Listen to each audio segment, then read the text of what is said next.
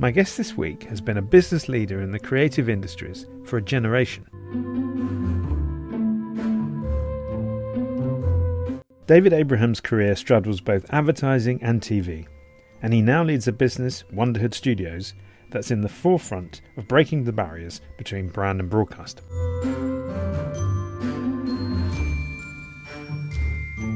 But David has been in the vanguard of innovation in media for a long time, from the revolutionary management structure at St Luke's advertising agency, the rebranding of UKTV channel G2 to Dave, and the use of data to turbocharge advertising sales at Channel 4.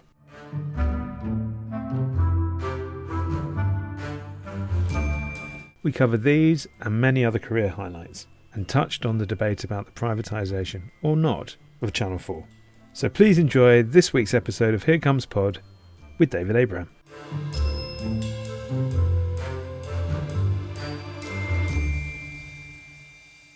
Hi David, welcome to the pod. Thanks for having me, Danny. Absolute pleasure. I always like to start with a fun question. And so my question to you is this. The Vogons are about to destroy the Earth in order to facilitate the building of a new intergalactic highway. And the Vogons are not evil. They're described as bad-tempered, bureaucratic, officious, and callous. So in some ways, it's a little bit like dealing with the Secretary of State for Culture, Media and Sport, which you have some experience in. And so the leaders of the world want to tap into that experience, and they ask you to put together a pitch to the Vogons to convince them that the Earth should not be destroyed by IH2, as the universe is calling it.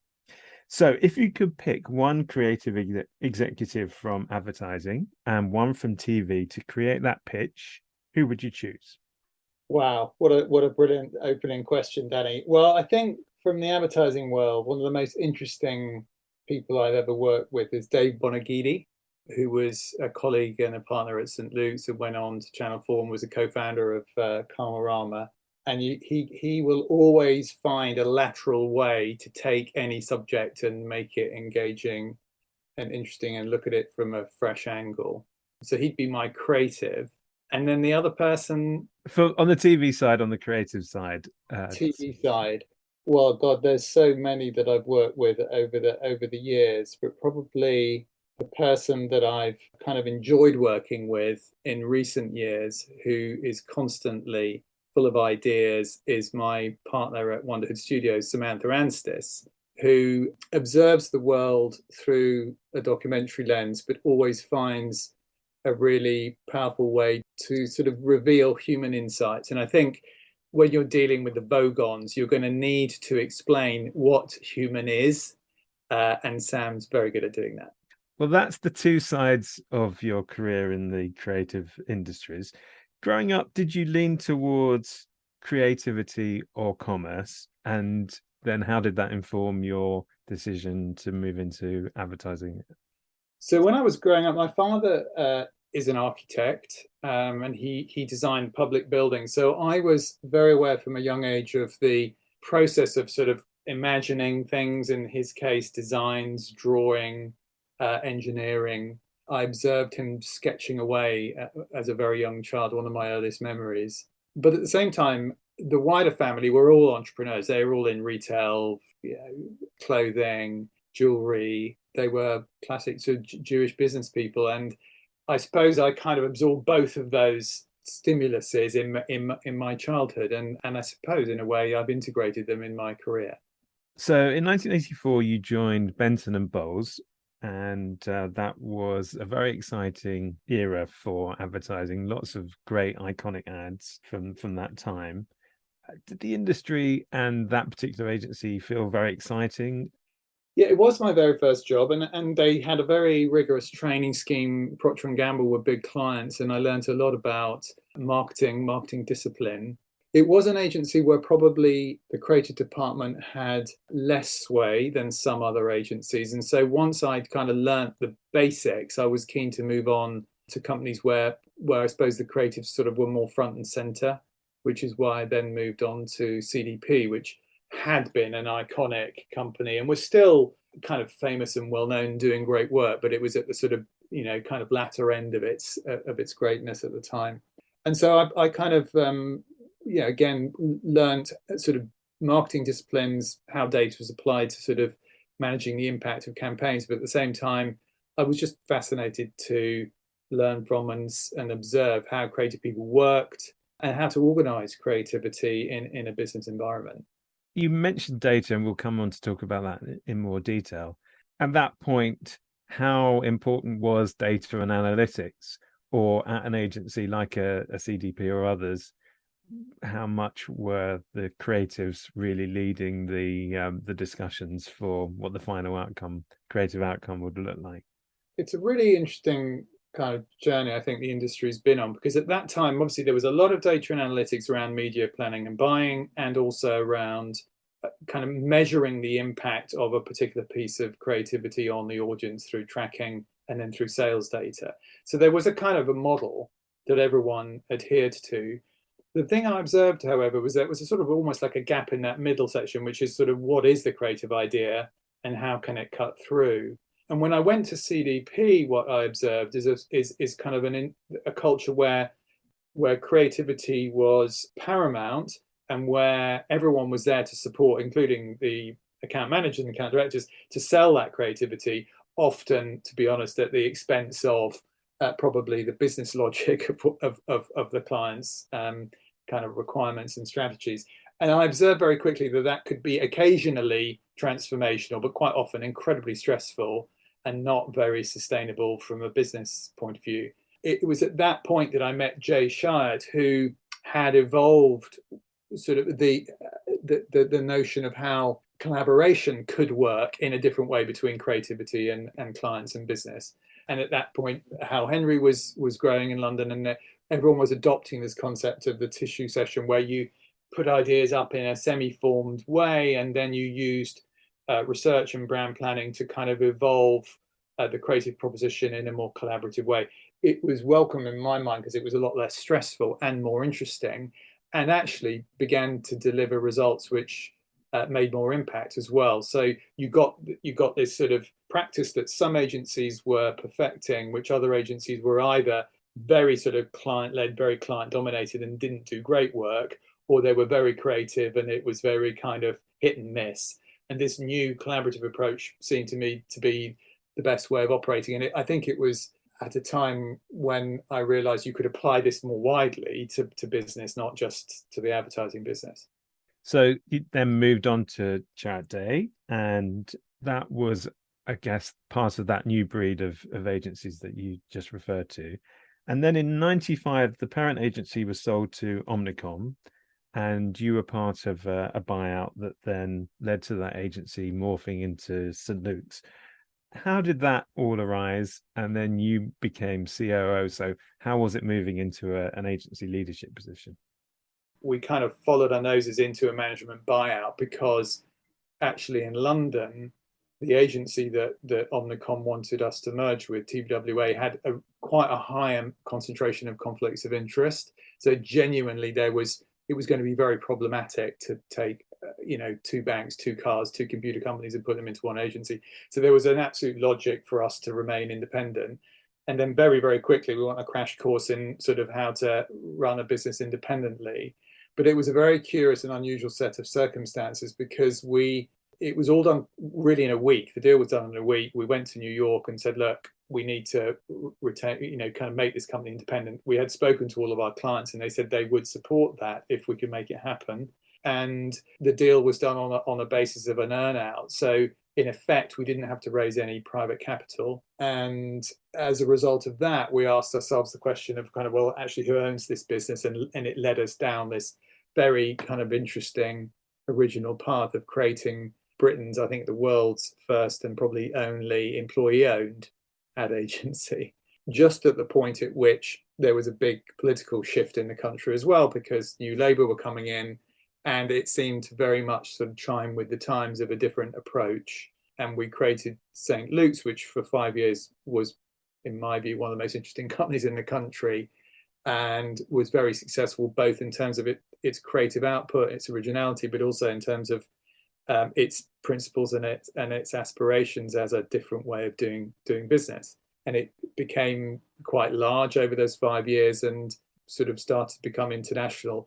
And at that point, we learned very quickly that those principles are all fine, but you also need to understand how to scale a business. And when you scale a business, you need more structure and discipline. And that's the point at which it kind of imploded under the weight of its own sort of limitations, because we were all still very young when all this was going on, still very idealistic, and we all, a bit like the sort of Beatles, sort of went off in our own different directions. You became general manager of Discovery Networks Europe in 2001.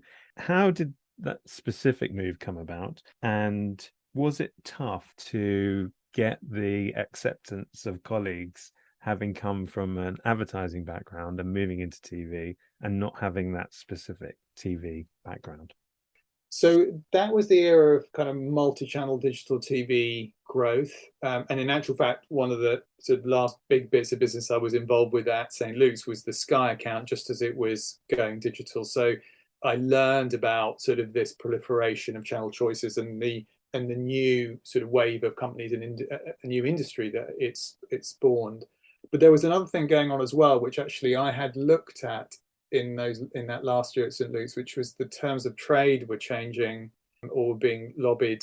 The government was being lobbied by independent producers for it to make it more favourable to retain rights in independent companies. And that was something, funny enough, that I imagined as a potential diversification of St. Luke's back at that time. But because St. Luke's got quite big and because decision making was quite cumbersome, I failed to convince my partners, all 200 of them by then, that this was a sensible use of our capital. And so I was a bit sort of disillusioned with the limitations of St. Luke's when I got a phone call completely out of the blue to say, would I like to come and talk to a lady called Joyce Taylor, who had been the founder of Discovery Networks outside the US. She'd been building Discovery in Europe and elsewhere.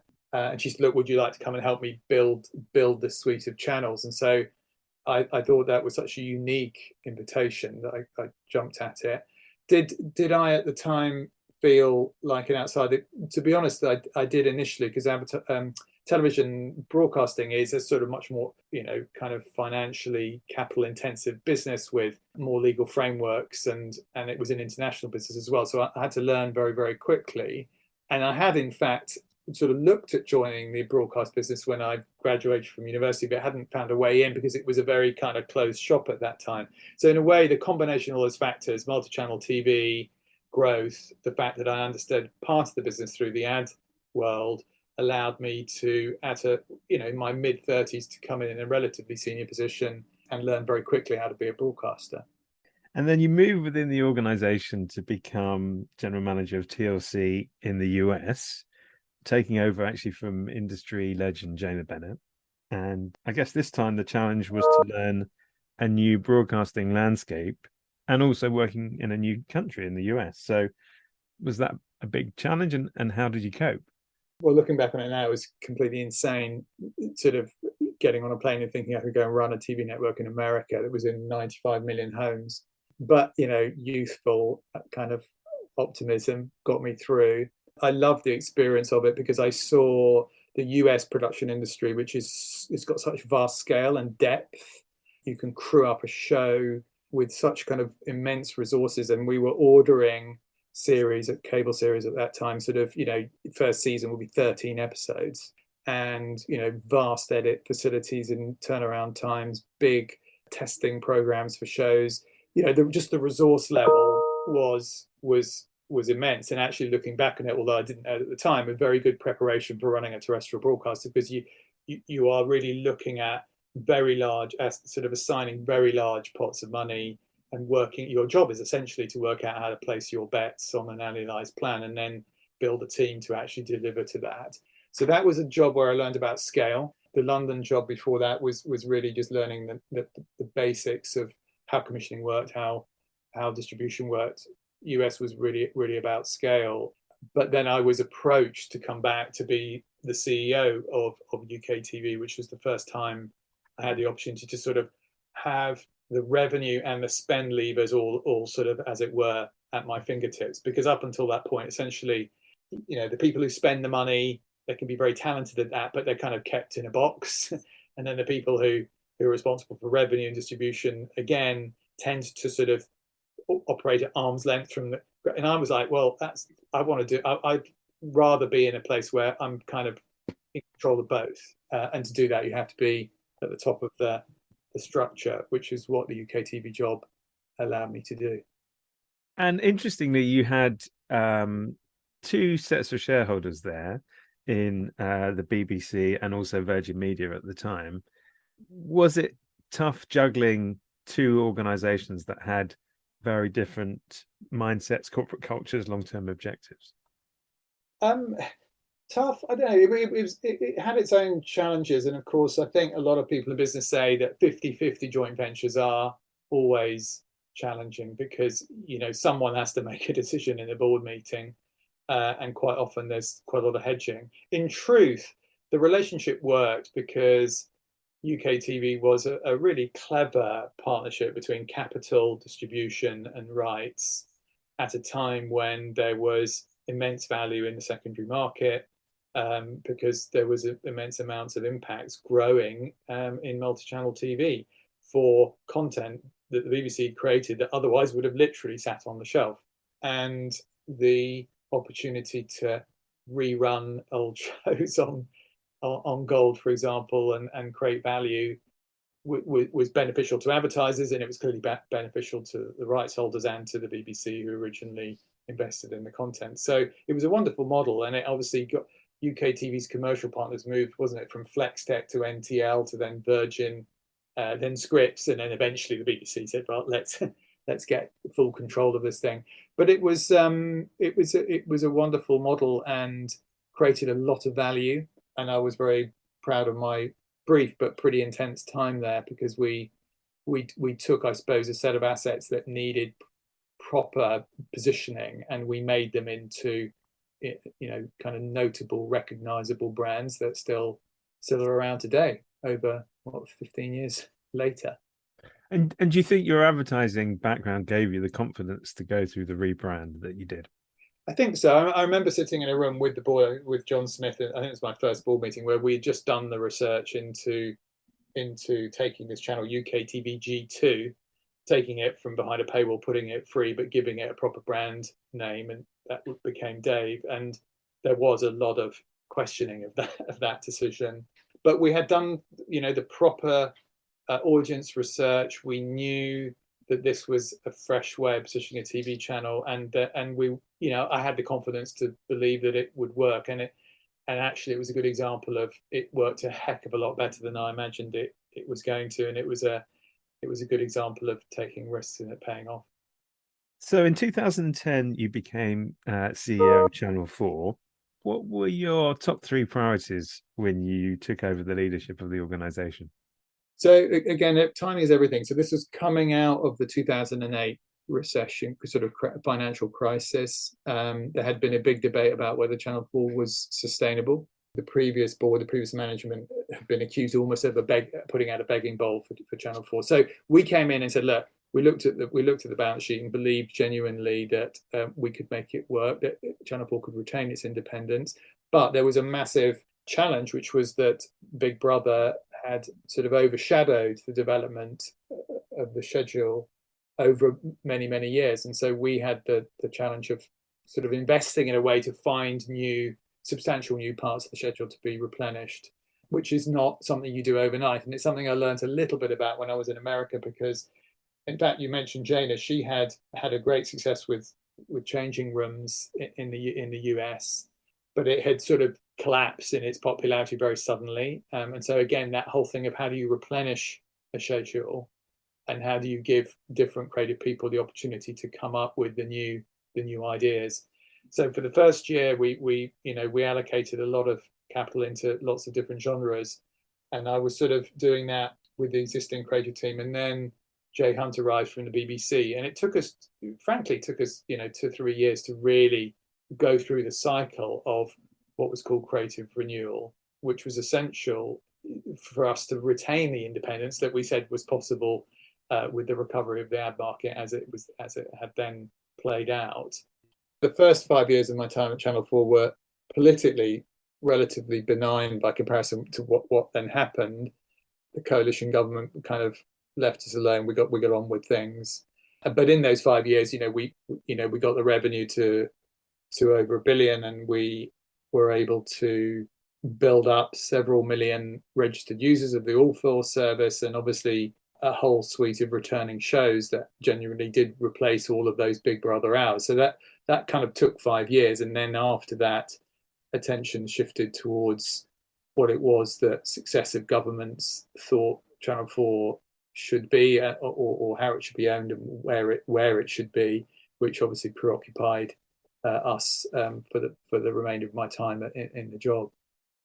So just coming on to that, you've obviously been a vociferous supporter of Channel 4's independent organisational status and pretty outspoken in warning about the potential threats to public service broadcasting and to the UK creative economy in the event of privatisation of Channel 4.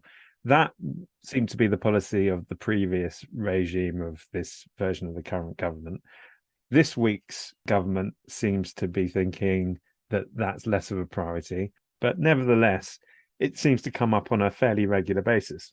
Now, I guess I know where your response will be, but just to throw out a thought, in 2010, you were pretty active in pursuing a bid to acquire Channel 5, which is now owned by a global media company, Paramount Global, formerly Viacom CBS. And that channel has enjoyed tremendous audience and commercial success with a programming strategy that has been built on popular factual, focused on British culture and society. Their reliance on acquisitions has been reduced, and allied with their access to greater funding by being part of a global organization, the kind of funding that you talked about from your US time, and the potential to make bigger shows allied with a global distribution network in, say, a Paramount Plus. Does the Channel 5 model actually show that a UK public service broadcaster can thrive as part of a broader global operation if it's given the right support?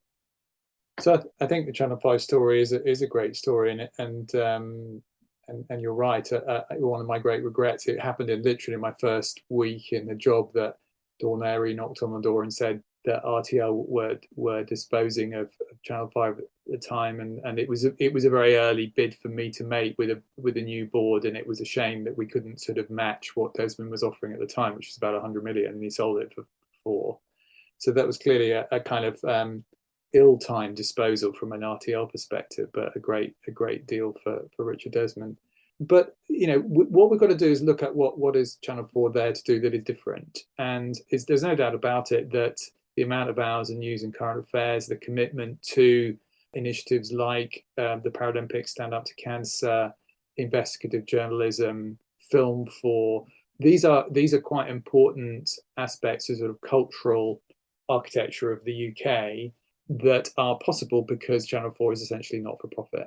So it makes profits within certain parts of its commercial schedule, which it deploys surpluses, it deploys back into more risky and remit delivering aspects of its schedule.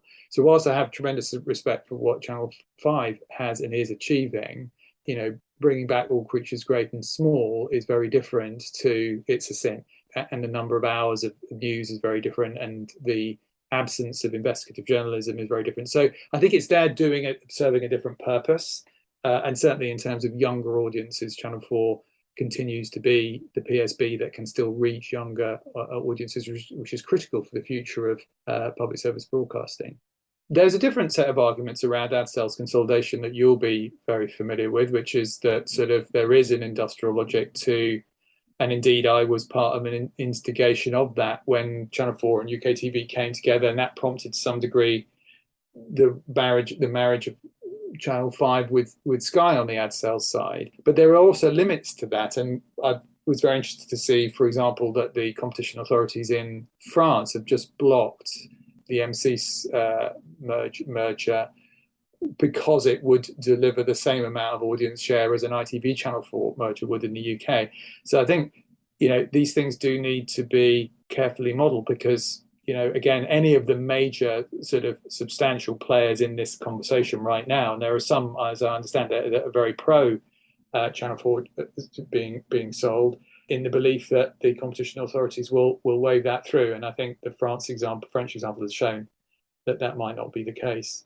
whilst we have an independent competition and markets authority in the UK.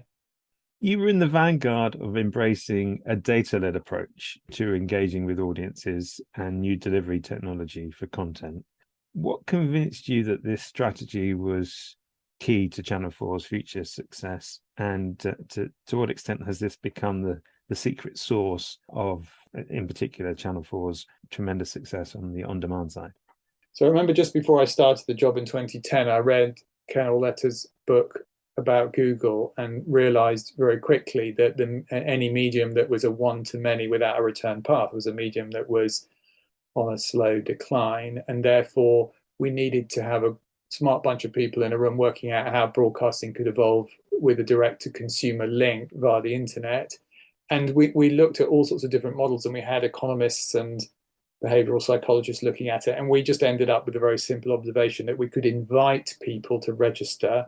Essentially, it was a very frictionless way of us getting a direct connection to our consumers, which then allowed us to build more sophisticated personalization over time as technology allowed it. And then essentially the behavioral targeting that allowed us to sell these audiences at a premium to other online video that was available at the time.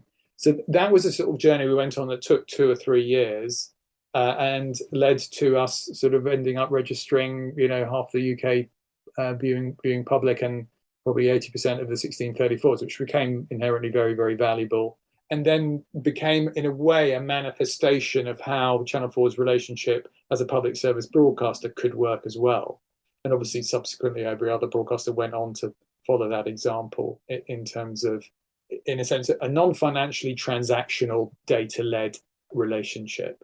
But there were lots of sort of building blocks to that we had to work through, like how do you actually do so in a way that is, would have been compliant in a pre-GDPR world and a post-GDPR world. In actual fact, it was a source of some pride that Channel 4's data promise to its users was used in the Harvard Business Review as an example of how to sort of ask for data and then to deploy it in a transparent way, which it should be another part of the DNA of how public service broadcasting works in the digital age. Do you think data is going to be the driver of success in the emerging AVOD market that we're seeing, that Channel 4 has been very much in the forefront of, but we're seeing fast channels, we're seeing advertising tiers now being talked about and implemented in SVOD services. So is the data the element that will really drive the success of those moves? It's central to how audiences are monetized, particularly in an environment where I suppose the measurement systems of other IP-enabled video services is still up in the air. So for me, this evolution towards connected TV, where the power of linear and the power of streaming and catch-up work together, is the new sort of, I suppose, kind of currency that's emerging. But we've still got debates to be resolved around those measurement systems and how they come together. I think the tiering of advertising into Amazon and Apple and Netflix is a fantastic opportunity for brands to work out new formats of communication which bring together. And it's one of the things that's driven our approach at Wonderhood Studios, because we kind of see the need to bring these worlds together in a new way with a new methodology. It's early days, but I think there's less tolerance for interruption unless it is done in a kind of, I suppose, an integrated and intelligent way. And there's definitely a move away from cookies and clutter. And so we, as a company that navigate between the brand world and the content world, see a lot of opportunity to build new models in that space, which are going to be informed by these new strands of data as well. So 2017, you founded Wonderhood Studios, and it brings those strands together, brings both sides of your career together in terms of advertising and broadcast. Returning to the advertising industry, what has changed? What has remained the same? And in particular, how have the clients changed and evolved? It's like everything's changed and everything's the same. It's still really important to understand how to create original ideas that can cut through and have impact culturally. That is still possible. I certainly learned that at Channel 4 when I look back on the the significant impact of initiatives like Stand Up to Cancer and the Paralympic Games or Gogglebox, where you really are kind of connecting with a nation on a broad level. So that is still possible, but I think there's been so much money, client money, that's shifted into this super fragmented world of short form, relatively kind of low quality communication that the pendulum, I think, needs to sort of shift back somewhat towards this. How do we actually cut through and really make a difference? For me, there's been a tremendous confusion between measuring reach versus really measuring effectiveness. And there was a move away. And I think the pendulum is swinging back now, but there was for many years, I think, a move away. So much money moved into the social and digital in a very unattributed fashion. And I think brand building got somewhat left behind. Now I think there is an effort to bring these two worlds back together again in a way that can optimize effectiveness for clients. I think half the time with automated buying programmatic, clients just did not know where their money was actually going, and they couldn't measure anything, which was somewhat of a scandal actually. When you think how established and accountable measurement of television has been and remains. And certainly the thing I've observed with all of our clients is that, especially the ones that are new to TV, they're blown away by the immediacy and the power of television, both to build brands and to build sales. And obviously the ultimate combination is to combine all of those digital capabilities with brand building for the most efficient effects in the long term. And what's it been like to be on the other side of the fence as a program seller as opposed to a program buyer? It's been really fun. I mean, I've always had, as someone who was in the sort of creative selling side of advertising, I've always had a huge respect for, the independent company and its value to the UK creative economy. It is where ideas get replenished, and it's where it's the source of IP. So I've really enjoyed using my knowledge to support the teams that have come to Wonderhood, who are building great new shows. Like this week, on Channel 4, we've got My Grandparents' War. Happens to actually be co-funded by a brand called My Heritage, but it's a beautiful show with Keira Knightley and Kit Harington and Emily Sandé and Toby Jones. It's a wonderful biographical history series that is also being sold around the world as a very valuable piece of IP, through to shows like Baby Surgeons that we put on a couple of years ago that had a big impact on public understanding and appreciation of fetal surgery and pregnancy loss, and led to a big discussion about parental leave as a result of pregnancy loss. So we're doing things which are public service in spirit, but also looking for ways that commercial models can be innovative and can be adapted. And then on our creative agency side, we're working with really interesting brands like Through Mobile and Starling Bank and Motorways, all of whom are, I suppose, making use of our understanding of how digital networks scale and how brands can be built using television, but in the digital space. And there is always going to be a market for those of us who can organize creativity and creative ideas, but do so in a business context that can have real impacts. And that's what Wonderhood's all about. Very good. Well, this is the part of the show which emerged out of lockdown, and I always ask my guests for their lockdown media, film, book, music choice, and TV box set. I think there has to come a time where I'm going to cut off the reference to pandemics and lockdowns. And so this could be, I think this is going to be the last time when I contextualize it in that way. But nevertheless, if you were to find yourself in a lockdown, which film, book, music choice, and box set would you choose to help get you through it? Well, the things that I've really enjoyed from the last couple of years, which have been partially pandemic and partially just getting away from it. Book, I discovered an Israeli author called Dror Mishani, who is both a professor of literature in the university in Tel Aviv. He specializes in the history of the detective novel, and he himself has become a very successful detective writer, and his works have been translated into many languages around the world. And I read his latest novel called 3, which feels a bit like a drama and then becomes a thriller, a psychological thriller. And in actual fact, I loved it so much that I rang him up and said, would he be up for developing this into a TV show, we're in talks about. Box set, well, it has to be Succession. I think it's just been brilliant, and obviously very relatable to our business, and actually had its origins in conversations that were going on when I was at Channel 4. It's a good example of a show that started off as a thing about the Murdoch Empire, but was too legally problematic to be that, and then it evolved into something far more interesting as a result of those sort of real world challenges. It became such a wonderful show. Film, I recently saw The Unbearable Weight of Massive Talent, which was hilarious and incredibly clever and very, very funny. And then music, through younger people in my family, I've listened to Billie Eilish and realised that she's a genius for someone so young. Well, David Abraham, thank you so much for being a guest on the podcast. It's been great to have you on board. I'm very struck by the idea of everything changing and yet everything still being the same. And in these sort of difficult times, I suppose in some ways that's a comfort. So if we take nothing else from that message, is that the future has some interesting things ahead of it. And I'm sure Wonderhood will be a big part of that. Well, thanks for having me, Danny, and well done on the podcast. Thank you very much.